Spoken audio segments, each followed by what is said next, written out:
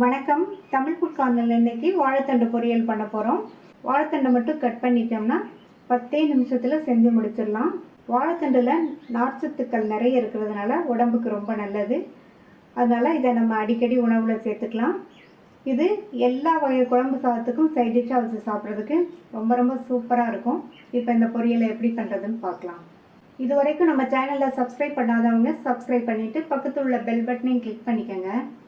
ஒரு medium size வாழைத்தண்டை தோல் சீவிட்டு ரவுண்டாக கட் பண்ணி இடையில உள்ள நார் எடுத்துட்டு இந்த மாதிரி சின்ன துண்டுகளாக கட் பண்ணி மோரும் உப்பும் கலந்த தண்ணியில் போட்டு வச்சுருக்கேன். இந்த மாதிரி போட்டு வச்சோம்னா வாழைத்தண்டோட கலர் மாறாமல் இருக்கும். வாழைத்தண்டை நார் எடுத்து எப்படி கட் பண்ணுறதுங்கிற வீடியோ நம்ம தமிழ் ஃபுட் கார்னர் சேனலில் ஏற்கனவே போஸ்ட் பண்ணியிருக்கோம். நீங்கள் செக் பண்ணி பார்த்துக்கங்க. இந்த பேனில் 3 டீஸ்பூன் எண்ணெய் சேர்த்து எண்ணெய் சூடானதும் அதில் 1/2 டீஸ்பூன் கடுகு பொரிஞ்சதும் அதில் 1 டீஸ்பூன் கடலைப்பருப்பு, 1 டீஸ்பூன் உளுந்தம்பருப்பு. இந்த பருப்போட கலர்லாம் லைட்டாக மாறி வரணும். இந்த மாதிரி கடலைப்பருப்பு உளுந்தம்பருப்பெல்லாம் கொஞ்சம் அதிகமாக சேர்த்துட்டோம்னா பொரியல் சாப்பிடும்போது நல்லா டேஸ்ட்டாக வாசனையாக இருக்கும். பருப்போட கலர் லைட்டாக மாறிடுச்சு. இது கூட கறிவேப்பிலை, 2 பச்சை மிளகாய் கட் பண்ணது, 1/4 கப் அளவுக்கு பொடியாக கட் பண்ண வெங்காயம், 1 பூண்டு ஸ்லைஸ் பண்ணது. நான் இதில் 1 பூண்டு சேர்த்துருக்கேன். இந்த பூண்டு ஆப்ஷனல் தான், வேணா சேர்த்துக்கோங்க, இல்லைன்னா ஸ்கிப் பண்ணிடலாம். இந்த வெங்காயத்தை லைட்டாக வதக்கி விட்டுட்டு வாழைத்தண்டை சேர்த்துடலாம். ஒரு உப்பும் கலந்த தண்ணியில் போட்டு வச்சுருந்த வாழைத்தண்டை மோரை கீழே கொட்டிட்டு மறுபடியும் நல்லா ஒரு தடவை நல்ல தண்ணியில் வாஷ் பண்ணி வச்சுருக்கேன்.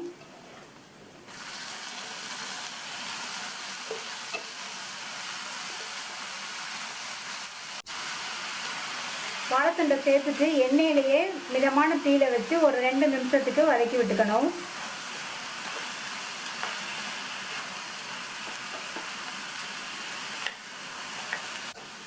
இந்த மாதிரி மிதமான தீயில வச்சு 2 நிமிஷம் போல் வதக்கி விட்டுட்டு மூடி வச்சிடலாம். இந்த வாழைத்தண்டு வேகிறதுக்கு தண்ணி எதுவும் தெளிக்க வேண்டியதில்லை. நம்ம வாழைத்தண்டை தண்ணியில் அலசி சேர்த்துருக்கிறதுனாலையும் மூடி போட்டிருக்கிறதுனாலையுமே வாழைத்தண்டு நல்லா ஈஸியாக வெந்துடும். இது பாதி அளவுக்கு வெந்து வரட்டும், அப்புறமா உப்பு சேர்த்துக்கலாம். 2 நிமிஷம் ஆச்சு. வாழைத்தண்டு பாதி அளவுக்கு வெந்திருக்கு. இப்போ இதுக்கு தேவையான அளவு உப்பு சேர்த்துக்கலாம். 1/2 டீஸ்பூன் உப்பு சேர்த்துருக்கேன். வாழைத்தண்டுக்கு ரொம்ப உப்பு இழுக்காது, பார்த்து கவனமாக சேர்த்துக்கங்க. உப்பு சேர்த்துட்டு நல்லா ஒன்று போல் கலந்து விட்டுட்டு மறுபடியும் மூடி வச்சிடலாம். இன்னும் 2 நிமிஷத்துக்கு இருக்கட்டும். 2 நிமிஷம் ஆச்சு. வாழைத்தண்டு நல்லா சாஃப்டாக வெந்துருச்சு.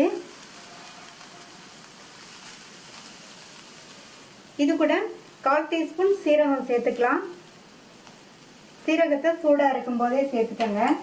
அடுத்து 3 டேபிள் ஸ்பூன் தேங்காய் துருவல். தேங்காய் துருவல் அதிகமாக சேர்த்தோம்னா இந்த பொரியல் நல்லா இருக்கும். தேங்காய் துருவல் சேர்த்ததுக்கப்புறமா நல்லா ஒரு தடவை மிக்ஸ் பண்ணி விட்டுறணும்.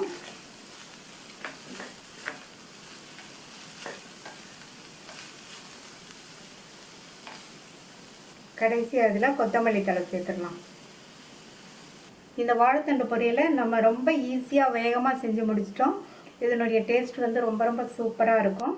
இப்போ ஒரு தடவை நல்லா மிக்ஸ் பண்ணி விட்டுட்டு ஸ்டவ் ஆஃப் பண்ணிடலாம். சுவையான வாழைத்தண்டு பொரியல் ரெடி ஆயிடுச்சு.